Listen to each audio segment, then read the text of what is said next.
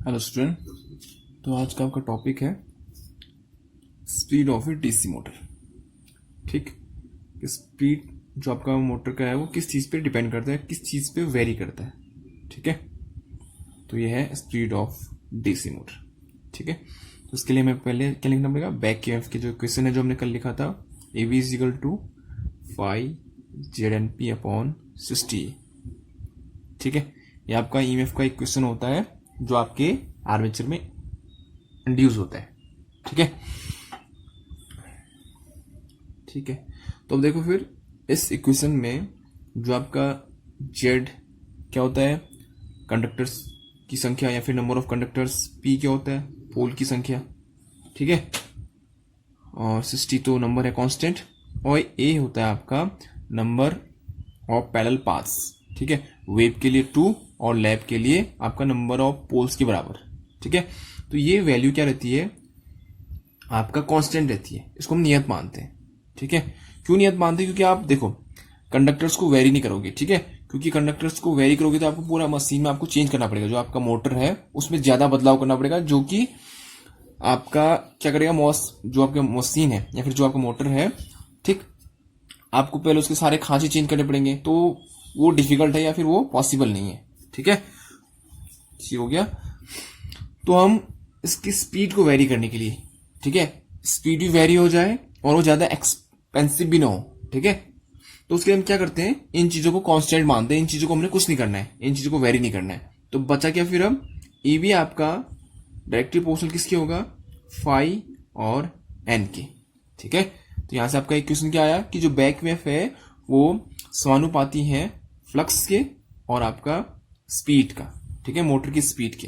ठीक हो गया, तो यहां से आपका क्वेश्चन निकला कि जो आपका मोटर की स्पीड होती है वो आपके प्रोपोर्शनल होती है, डायरेक्टली प्रोपोर्शनल होती है बैक ईएमएफ के, और इनवर्सली प्रोपोर्शनल होती है आपके फ्लक्स की। ठीक है, चुंबकीय क्षेत्र की। ठीक हो गया, तो ये क्वेश्चन आपने याद रखनी है कि जो आपका स्पीड है अगर आपने उसको वेरी करना है तो आप किसकी वजह से करोगे, या तो आप बैक ईएमएफ को चेंज करोगे या फिर फ्लक्स को चेंज करोगे। ठीक हो गया,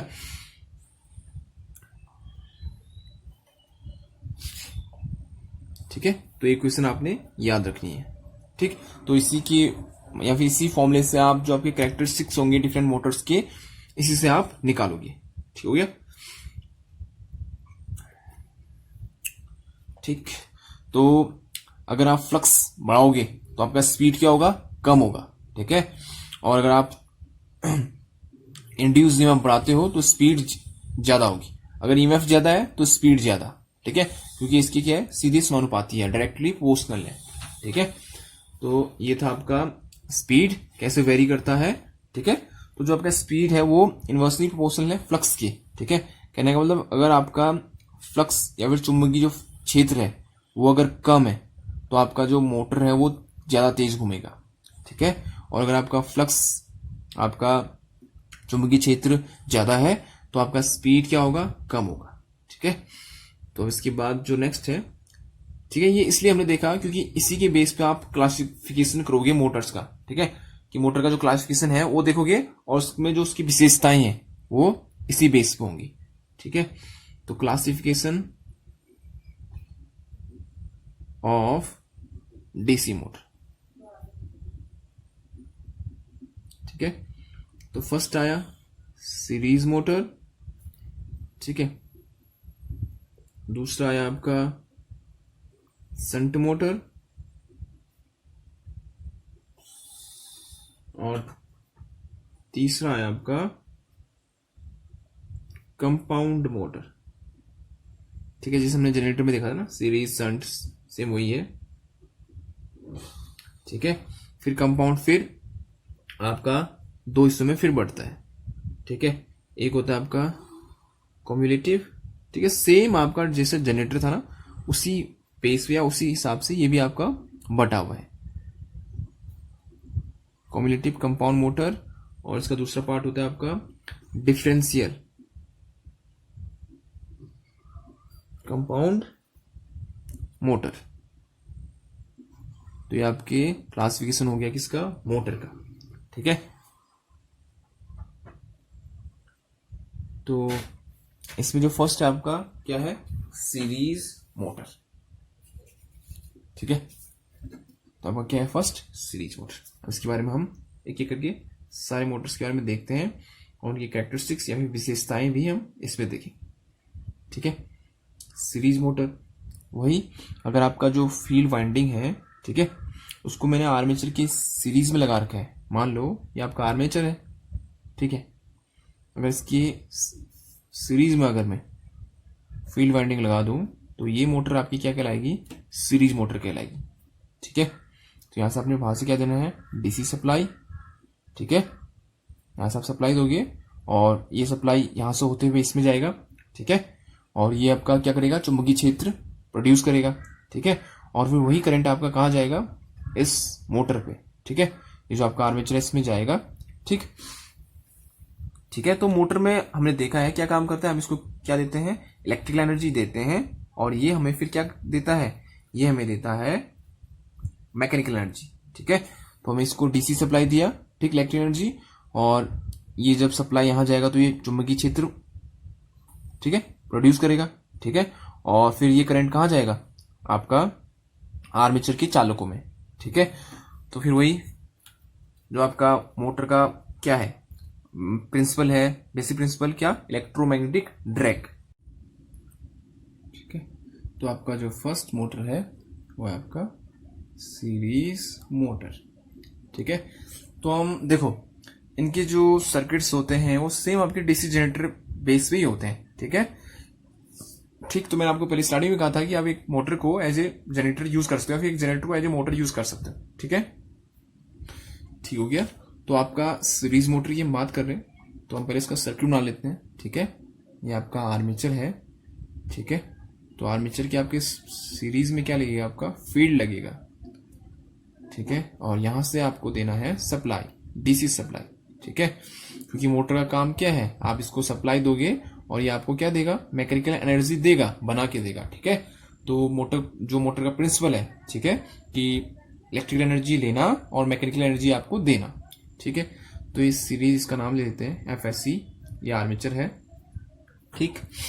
अब देखो यहां से सप्लाई दोगे तो एक करंट मान लो आई है, ठीक है।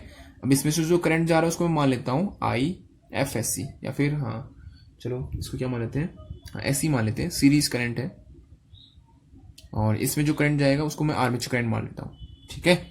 ये आपका सोर्स का जो करंट है जो आप सप्लाई दे रहे हो, ठीक है, या फिर लोड करंट भी कह सकते हो, ठीक है, क्योंकि आप लोड बढ़ाओगे तो ये भी इंक्रीज होगा, तो इसको मैं क्या करता हूं, आईएल मान लेता हूं, लोड करंट, ठीक है।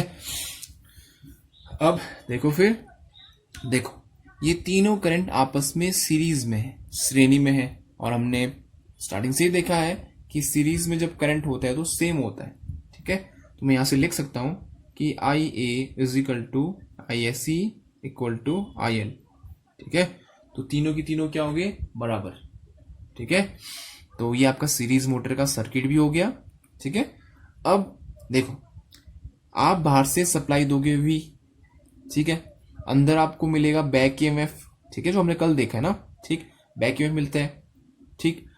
अब जो आपका बाहर से जो आपने वोल्टेज दिया है वो पूरे का पूरा अंदर नहीं पहुंचता है, क्योंकि ऐसा कोई मशीन बनाई नहीं कि जिसमें लॉस हो ही ना, लॉस कुछ ना कुछ होना है, ठीक है, वो चाहे आर्मेचर के रेजिस्टेंस के कारण हो या फिर सीरीज की रेजिस्टेंस के कारण हो, फ्रिक्शन के कारण हो, ठीक है, तो लॉस होगा ही, ठीक है। तो यहां पर मैं सिर्फ अभी ड्रॉप, वोल्टेज ड्रॉप की बात कर रहा हूं, एक आर्मेचर पे होगा, एक आपका जो सीरीज वाइंडिंग है, ठीक है, उस पर निर्भर करेगा, ठीक है। तो जो आपका अंदर बैक ईएमएफ मिलेगा वो कितना मिलेगा, तो ईवी इज इक्वल टू जो आपका बैक ईएमएफ मिलेगा वो आपका V माइनस, देखो कितना मिलेगा, जो आपने बाहर से दे रखा है उसमें लॉसेस माइनस होने वाले हैं, मतलब वोल्टेज ड्रॉप, मतलब कि आपका एक कुछ ड्रॉप यहां पर होगा, कुछ खर्च होगा ना वोल्टेज रेजिस्टेंस के कारण, कुछ यहां पर खर्च होगा, आर्मेचर में भी रेजिस्टेंस होगा, कुछ यहां पर खर्च होगा, ठीक है। तो पहला खर्च आपका आर्मेचर में दिखा देते हैं, आई ए आर ए, ये वो वोल्टेज ड्रॉप है जो आर्मेचर में हो रखा है, minus I S E R S C, ये वो वोल्टेज ड्रॉप है जो आपका फील्ड वाइंडिंग में खर्च हो रखा है। तो आपका ये क्वेश्चन बन गया, ठीक है, मोटर का, ठीक। तो उसमें ऐसे भी लिख सकता हूँ E B is equal to V minus I A R A, और ये आई एस सी की जगह भी क्या लिख दिया, आर्मेचर करंट ही लिख दिया, ठीक है, क्योंकि दोनों बराबर है, ठीक है। तो ये आपका मोटर का क्या हो गया, समीकरण हो गया, ठीक है, और वो सर्किट डायग्राम हो गया आपका, ठीक है। अब इसका जो मोस्ट इंपॉर्टेंट है वो है कैरेक्टरिस्टिक, ठीक है, विशेषताएं, ठीक है, ठीक। चलो फिर कैरेक्टरिस्टिक्स ऑफ सीरीज मोटर्स, ठीक है। तो अब देखो फिर कैरेक्टरिस्टिक्स सीरीज मोटर मतलब हम इसकी विशेषताएं देखेंगे, मतलब ग्राफ देखेंगे अलग अलग के बीच में, आपका आर्मेचर करंट या टॉर्क के बीच में, या फिर आपका स्पीड और आर्मेचर करंट के बीच में, फिर आपका टॉर्क और स्पीड के अलग अलग ग्राफ देखेंगे। तो उससे हमें इसकी क्या पता चलेगी, विशेषता पता चलेगी, इसकी क्या विशेषता है, ठीक है, कि आपका आर्मेचर करंट बढ़ाने पर क्या होता है, टॉर्क करंट बढ़ाने पर क्या होता है, कि मतलब स्पीड में क्या फर्क पड़ता है, ठीक है। तो फर्स्ट है इसका किस किस के बीच में, आपका आर्मेचर करंट और किसके बीच में, स्पीड की, हाँ, आर्मेचर करंट और टॉर्क के बीच में, ठीक है, आर्मेचर करंट और टॉर्क के बीच में।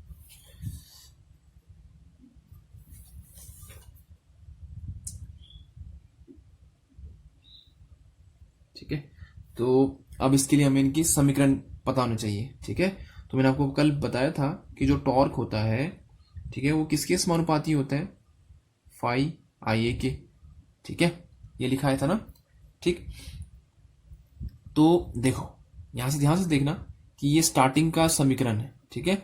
तो जैसे जैसे आपका मोटर चलते रहेगा, ठीक है, तो और आप करंट इंक्रीज करते जाओगे, ठीक है, आपका जो लोड करंट है वो इंक्रीज करते जाएगा, और ये फ्लेक्स इंक्रीज होते जाएगा, एक लिमिट ऐसा आएगा कि अगर आप लोड करंट कितना भी बढ़ा दो, या फिर एक ही बात है, ठीक है, मैं लोड करंट कहूँ, आर्मेचर करंट कहूँ, या फिर सीरीज करंट कहूँ, एक ही बात है, ठीक है, क्योंकि तीनों इक्वल है। तो अगर आप लोड करंट बढ़ाते जाओगे तो एक लिमिट ऐसा आएगा कि लोड करंट कितना भी बढ़ा लो, आपका फ्लक्स चेंज नहीं होगा, ठीक है। अब स्टार्टिंग में फ्लक्स चेंज क्यों होता है, स्टार्टिंग में देखो जो आपका लोड करंट है ना, या फिर जो आर्मेचर करंट है या फिर सीरीज करंट है, वो सीरीज में है, तो जितना आपका ये आईएल लोड करंट जितना ज्यादा बढ़ेगा, ये फ्लक्स भी उतना ही ज्यादा इंक्रीज करेगा। तो स्टार्टिंग में जो आपका जो टॉर्क होता है, ठीक है, स्टार्टिंग के केस में उस समय आपका जो ये फाई है वो किसके समानुपाती होता है, आपके आई एल के, लोड करंट के, और मैं इसी को लिख सकता हूं फाई समानुपाती होता है आपके किसके, आई ए के, ठीक है। क्यों, क्योंकि जो आपका आई ए है वही क्या है, आई एल है, तो मैं ये लिखूं या ये लिखूं एक ही बात है, ठीक है। तो स्टार्टिंग केस में, ठीक है, क्योंकि स्टार्टिंग में आप आर्मेचर करंट इंक्रीज करते जाओगे तो फ्लक्स भी क्या होगा, इंक्रीज करते जाएगा, ठीक है, ठीक। तो स्टार्टिंग के लिए तो ये आप क्या लिख सकते हो, फाई की जगह क्या लिख सकते हो, आई ए लिख सकते हो। तो मैं इसी समीकरण को लिखूंगा, टॉर्क या टाउ ए प्रोपोर्शनल टू इस फाई की जगह क्या लिखने वाला हूं, आई ए मल्टीप्लाई आई ए, तो कितना फिर आई ए का स्क्वायर, ठीक है। तो स्टार्टिंग के समय जो आपका टॉर्क होता है वो किस बेसिस पे बढ़ता है, आर्मेचर करंट के वर्ग के बेस पर, ठीक है। अगर मैं आर्मेचर करंट 2 इंक्रीज कर रहा हूं तो आपका टॉर्क 4 इंक्रीज होगा, ठीक है। तो जो आपका टॉर्क है वो उसके वर्ग के अनुसार इंक्रीज करेगा। आपका आर्मेचर करंट आपने बढ़ाया तो जितना आपने आर्मेचर करंट बढ़ाया है उसके वर्ग से आपका टॉर्क इंक्रीज करेगा, ठीक है, स्टार्टिंग में।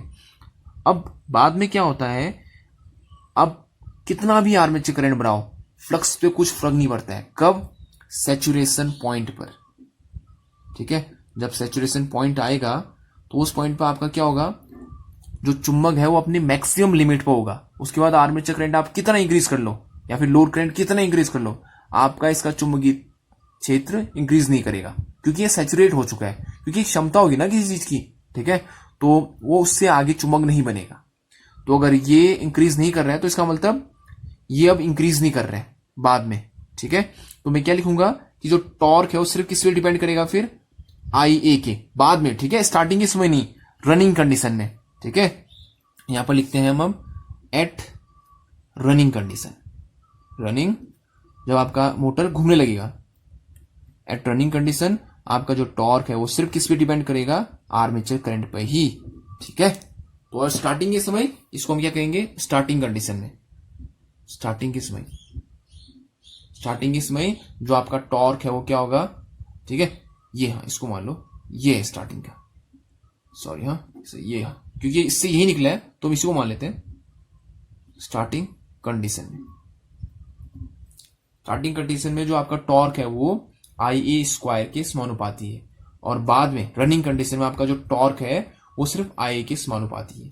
तो इसका ग्राफ कैसे बनेगा, फिर देखो जो ग्राफ है वो हमने ड्रॉ करना है किस किस के बीच में, आपका कहाँ गया, IA, ये आपका आर्मेचर करंट और ये आपका टॉर्क करंट या फिर टाउ, ठीक है, आर्मेचर टॉर्क के बीच में। तो क्या होगा, जैसे जैसे आप आर्मेचर करंट इंक्रीज करोगे तो इस टाइप का ग्राफ बन के आता है, ठीक है, इस टाइप का ये, और एक लिमिट आने पर, ठीक है, इस टाइप से इंक्रीज करेगा। आप आर्मेचर करंट इंक्रीज करते जाओगे तो इसके वर्ग से इंक्रीज करेगा आपका टाउ या फिर टॉर्क जिसे हम कहते हैं। और एक पॉइंट पे, ये पॉइंट क्या है, बी पॉइंट, इस पॉइंट के बाद आपका जो ग्राफ है वो स्ट्रेट होगा। क्यों, क्योंकि इसके बाद आपका टॉर्क सीधे किसके समानुपाती होगा, आर्मेचर करंट के, ठीक है। और स्टार्टिंग में, ये स्टार्टिंग वाली कंडीशन है, जब तक पी पॉइंट मतलब सैचुरेशन पॉइंट, पी आपका क्या है, सैचुरेशन पॉइंट, ठीक है। इसके बाद आपका चुंबक सैचुरेट हो जाएगा, ठीक है। और ये स्टार्टिंग इसमें आपका इस टाइप का कर्व बनेगा, ठीक है। इस कर्व का मतलब है कि आर्मेचर आप जितना बढ़ाओगे आर्मेचर करंट, टॉर्क उसके वर्ग से इंक्रीज करेगा, ठीक है, समझ में आया ना, ठीक है। तो ये आपका क्या था, आर्मेचर करंट और टॉर्क के बीच में रिलेशन, ठीक है। अब नेक्स्ट ग्राफ है, नेक्स्ट जो ग्राफ देखोगे आप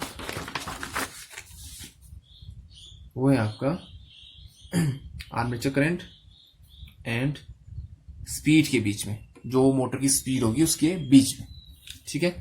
तो इसके लिए भी हमने रिलेशन बनाने से पहले आपका इक्वेशन एक पता होनी चाहिए आपको, कि जो स्पीड होता है वो समानुपाती होता है बैक ईएमएफ और इस, ये इक्वेशन आपने मैं कल लिखाई थी, और स्टार्टिंग में, सॉरी आज स्टार्टिंग में, ठीक है, स्टार्टिंग में हमने यही डिस्कस किया था कि जो आपका स्पीड होता है वो इनवर्सली प्रोपोर्शनल होता है फाई के, और समानुपाती होता है सीधे बैक ईएमएफ के, ठीक है। अब देखो फिर फ्लक्स जैसे जैसे इंक्रीज करेगा, ठीक है। अब एक भी याद रखना कि जो आपका फाई होता है वो समानुपाती किसके होता है, IA के, ठीक है।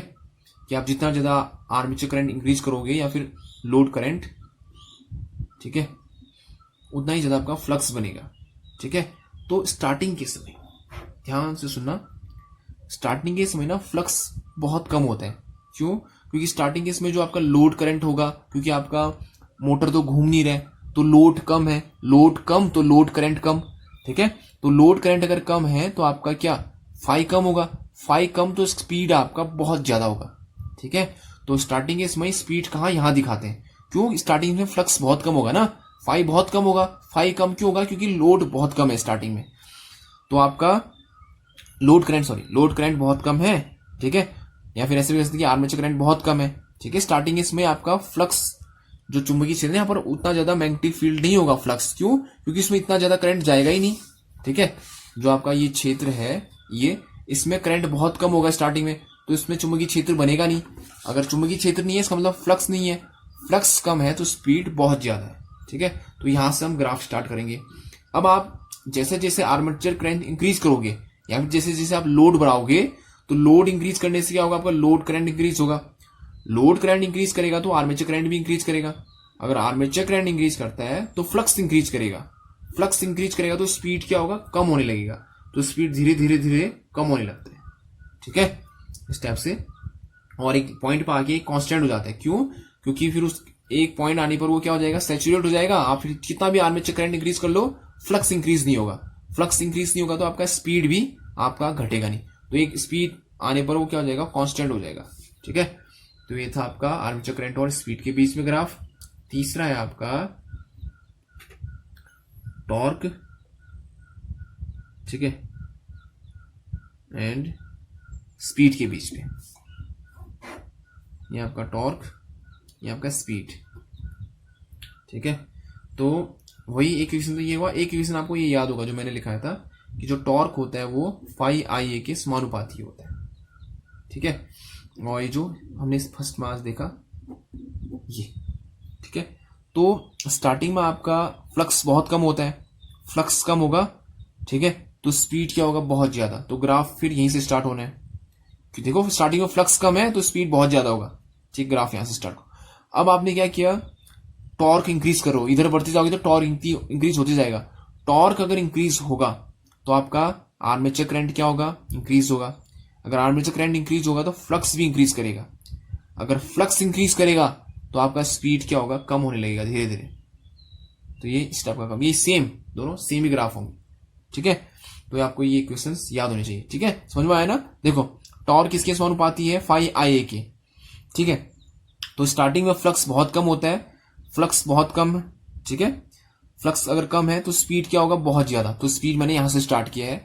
अब टॉर्क आप बढ़ाते जा रहे हो, टॉर्क जैसे जैसे बढ़ते रहेगा आपका आई ए या फिर फ्लक्स क्या करेगा, बढ़ते रहेगा। फ्लक्स अगर इंक्रीज करेगा तो आपका यहाँ फ्लक्स इंक्रीज कर रहा है, तो फ्लक्स इंक्रीज करना मतलब स्पीड का कम होना, तो स्पीड ये धीरे धीरे कम होते रहेगा ये स्टेप से। तो ये दोनों सेम ग्राफ है, ठीक है। तो ये तीन ग्राफ आपने अच्छे से समझना है, ठीक है। अब इनके यूजेस, ठीक है, ठीक है। तो इनके जो यूज है, इनको बेसिकली वहां यूज किया जाता है जहां हाई स्टार्टिंग टॉर्क की आवश्यकता होती है, ठीक है। तो एक दो एग्जांपल देख लो। तो इनका यूज किया जाता है आपका क्रेन्स में, ठीक है। दूसरा हॉइस्ट में, ठीक, हॉइस्ट में यूज किया जाता है। और तीसरा आपका ट्रैक्शन वर्क के लिए, ठीक है। ट्रॉली मतलब एक स्थान से दूसरे स्थान तक जो मालगाड़ी, फिर ठीक है, या फिर ट्रेन जिसमें इलेक्ट्रिक इंजन लगा हो, ठीक है। तो आपका ये तीन, क्रेन, होइस्ट और ट्रैक्शन, ठीक है। तो ऐसे सभी जगह जहां आपका हाई स्टार्टिंग टॉर्क की आवश्यकता हो, ठीक है, और जैसे कोई भारी वस्तु एक स्थान से दूसरे स्थान तक ले जाना है तो उसमें जो मोटर उस टायर को जो घुमाएंगे, ठीक है, वहां पर हम किसका यूज करेंगे, आपका सीरीज डीसी सीरीज मोटर का ही यूज करेंगे, ठीक है। अब इसमें एक बात ध्यान देने वाली होती है कि कभी भी आप डीसी सीरीज मोटर को बिना लोड के ऑपरेट नहीं करेंगे, ठीक है। बिना लोड के ऑपरेट करना मतलब लोड करंट का क्या होना, बहुत कम, मतलब जीरो, लगभग जीरो के बराबर होना। अगर लोड करंट जीरो है, मतलब या मान लो कि लगभग जीरो है, तो आपका फ्लक्स बहुत कम। अगर फ्लक्स बहुत कम तो स्पीड बहुत ज्यादा, तो आप उसको कंट्रोल नहीं कर पाओगे, ठीक है। तो आपका जो मशीन है वो डैमेज हो जाएगा, ठीक है।